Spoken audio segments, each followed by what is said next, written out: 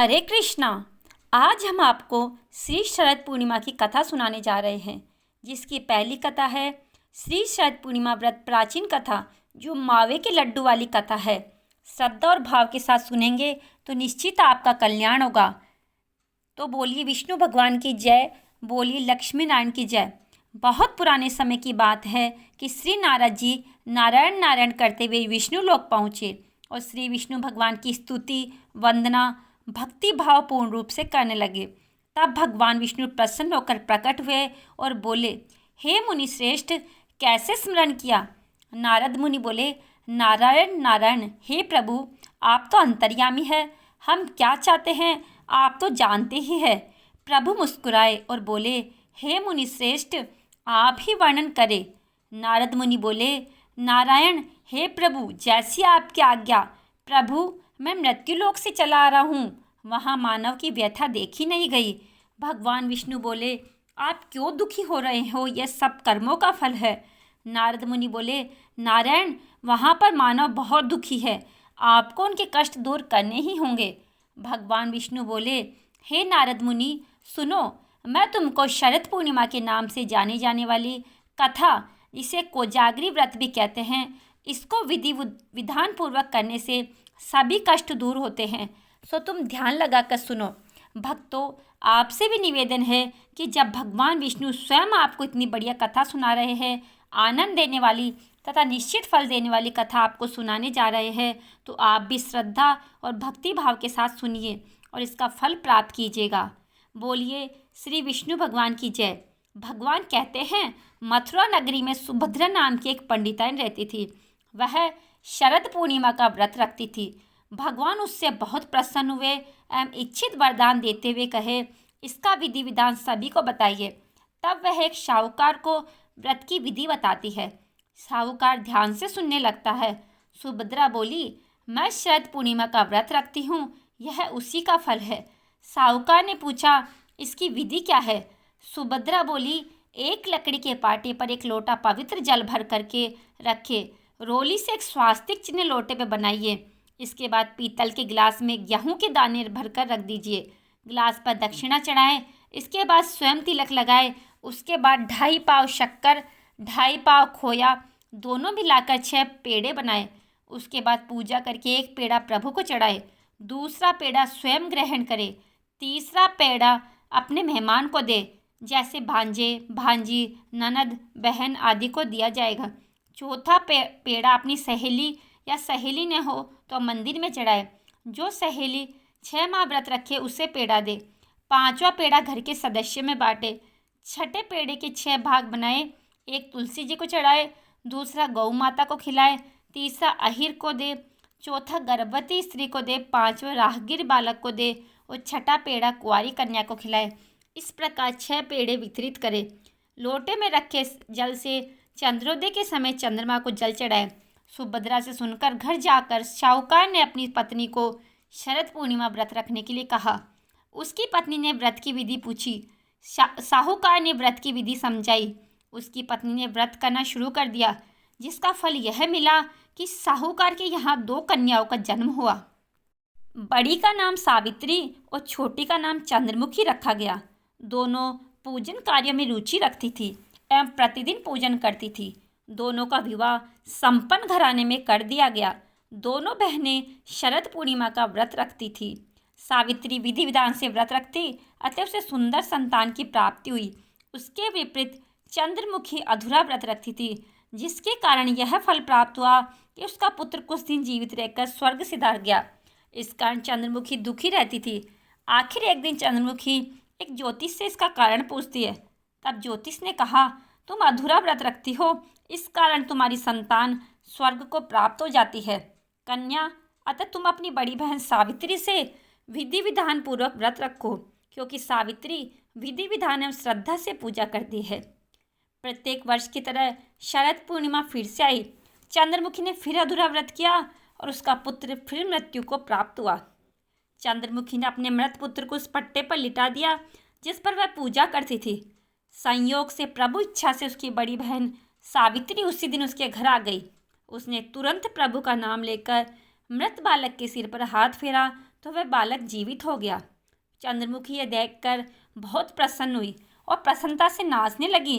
तब उसे शरद पूर्णिमा व्रत का महत्व समझ में आया।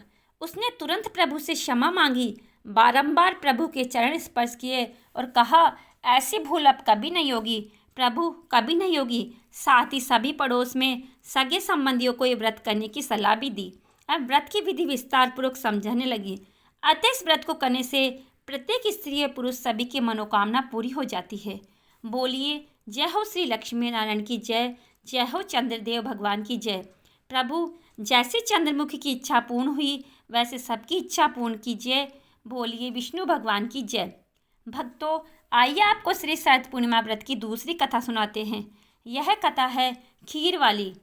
एक बार नारद जी पृथ्वी पर घूमते हुए पृथ्वी पर मनुष्यों को नाना प्रकार की व्याधियों में जकड़ा हुआ देखकर अत्यंत दुखी हुए और विचार करने लगे कि इस पीड़ित मानवता को किस प्रकार दुखों से मुक्ति दिलानी चाहिए। जब हर तरफ से विचार करने पर उन्हें कोई युक्ति नहीं सूझी तो उन्होंने भगवान नारायण हरि का ध्यान करते हुए मुँह से नारायण नारायण का घोष करते हुए क्षीर सागर की ओर प्रस्थान किया। वहां पहुंचकर वे देखते हैं कि भगवान श्री हरि शेष सैया पर मंद मंद मुस्कुराते हुए शयन कर रहे हैं तथा लक्ष्मी जी उनके पांव दबा रही है। यह देखकर नारद जी ने तुरंत साष्टांग प्रणाम किया और उनकी स्तुति करने लगे। स्तुति को सुनकर भगवान ने अपने नेत्र खोले तो नारद जी बोले, हे नारायण, आप हर समय अपने भक्तों की रक्षा व पालन करते हैं। आपकी कृपा के बिना पत्ता भी नहीं हिल सकता। आप ही जगत में उत्पत्ति व प्रलय के मूल कारण है। आप तो सभी प्रकार से समर्थ है। यह सुनकर भगवान श्री हरि मुस्कुराते हुए बोले, पधारिए देव ऋषि, आज बहुत दिनों में दर्शन किए। कहिए सब कुशल तो है? पृथ्वी पर आपका चक्कर लगता ही रहता है। कुछ वहाँ के भी हाल सुनाइए। वहाँ पर लोग किस प्रकार अपना समय व्यतीत करते हैं। इतना सुन नारद जी बोले, हे स्वामी, मृत्युलोक में मानव बहुत दुख भोग रहा है। उनके कष्टों को देखकर मेरी आत्मा भी रो रही है। हे प्रभु, ऐसा कोई सरल उपाय बताइए जिसके करने से मनुष्य दुखों से छूट सके और उसकी मनोकामना पूर्ण हो सके।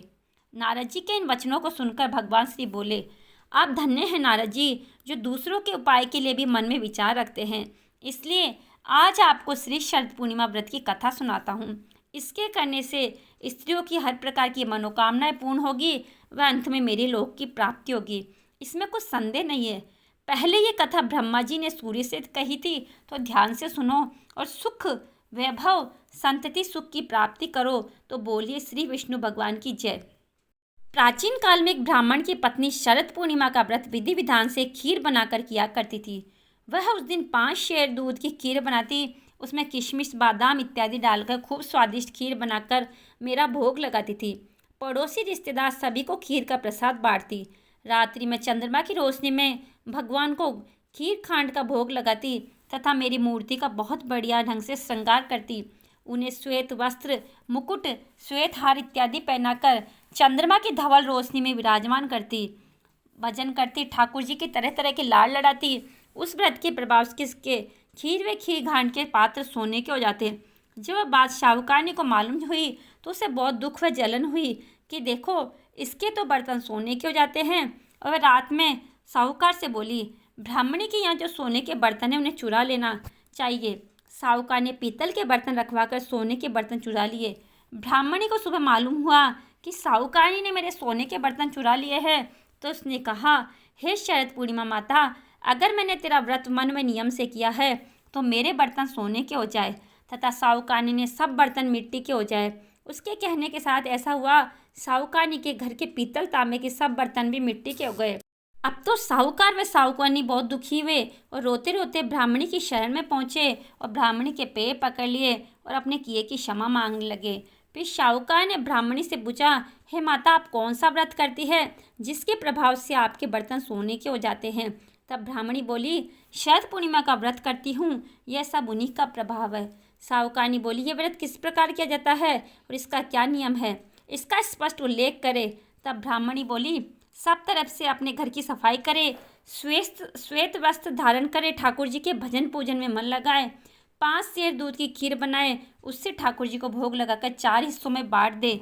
इस तरह शरद पूर्णिमा का व्रत करने से भगवान विष्णु की कृपा की प्राप्ति होती है और कथा सुनने से कई हजार गुना पुण्य फल की भी प्राप्ति होती है। आप सभी को वीडियो कैसा लगा? वीडियो पसंद आया है तो वीडियो को लाइक अवश्य करें और आगे भी हमसे जुड़े रहने के लिए चैनल को सब्सक्राइब अवश्य करें और कमेंट बॉक्स में राधे राधे लिखना ना भूलें। राधे राधे, जय श्री कृष्ण।